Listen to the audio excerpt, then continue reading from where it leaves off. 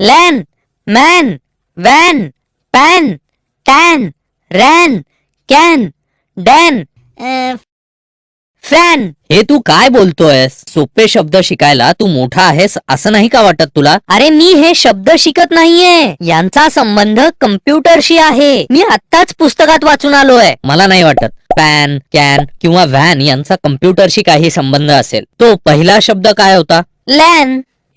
त्याचा अर्थ काय असतो बरं? मला वाटतंय मी याबद्दल कुठेतरी वाचलंय. तुला नाही माहिती? तू त्या शब्दांची नुसतीच घोकमपट्टी करत होतास तर त्यांचे अर्थही समजून न घेता. चल माझ्या बरोबर.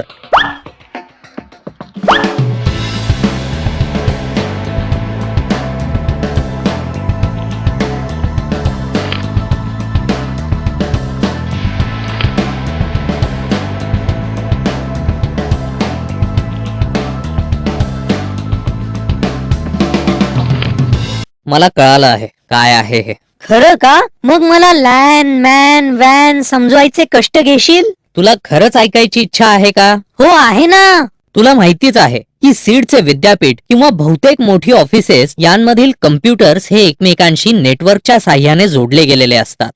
हो, या नेटवर्कच्या साहाय्याने कम्प्युटर्सना एकमेकांशी तसेच नेटवर्कला जोडलेल्या इतर डिव्हाइसेसशी सुद्धा डेटाची देवाणघेवाण करता येते. स्टोरेज डिव्हाइस किंवा प्रिंटर असे डिव्हाइसेस किंवा फाईल सर्व्हर किंवा. ठीक आहे. तर जेव्हा अशा नेटवर्कचा विस्तार हा 1 किलोमीटर पेक्षा कमी असतो, जसे की एखाद्या ऑफिसच्या बिल्डिंग इतका किंवा घरा एवढा, जेव्हा ती लोकल म्हणजे स्थानिक असतात, तेव्हा त्याला लोकल एरिया नेटवर्क किंवा लॅन म्हणतात. मग पॅन, मॅन किंवा ते तिसरं वॅन काय असतं? पॅन फारच सोपं आहे. हो ना, आपण त्यामध्ये खाणं बनवतो. किती वेळा सांगायचं रे? सध्याच्या काळात कम्प्युटर आणि सेलफोन किंवा हेडफोन आणि सेलफोन किंवा 2 PDA यांच्यामध्ये नेटवर्क तयार केले जाते. अशी नेटवर्क्स ही वैयक्तिक स्वरूपाची आणि खूप लहान अंतरापर्यंत मर्यादित असतात. असं होय, म्हणजे ती पर्सनल एरिया नेटवर्क असतील. मॅन हे थोडं जास्त गुंतागुंतीचं असतं. मॅन म्हणजे मेट्रोपॉलिटन एरिया नेटवर्क.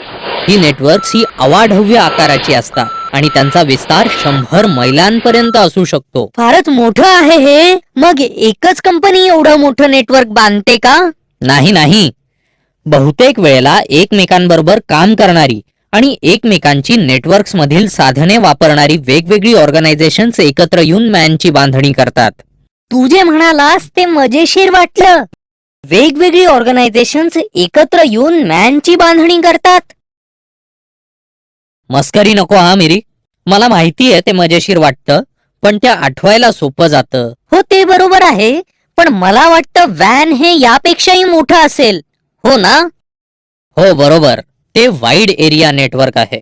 याचा अर्थ वॅनचे नेटवर्क हे 100 मैलांपेक्षा देखील मोठं असतं का? म्हणजे याचाच अर्थ इंटरनेट हे एक वॅन आहे जे अनेक मॅन पासून बनलेले आहे. बरोबर मिरी. मायक्रोवेव्ह तरंग आणि उपग्रह यांच्याबरोबर फायबर ऑप्टिक केबल्स यांच्यासारख्या विविध तंत्रज्ञानांचा वापर करून ते खूप लांब अंतरापर्यंत युजर्स पर्यंत पोहोचते. थांब जरा, मला उजळणी करू दे. लॅन म्हणजे लोकल एरिया नेटवर्क.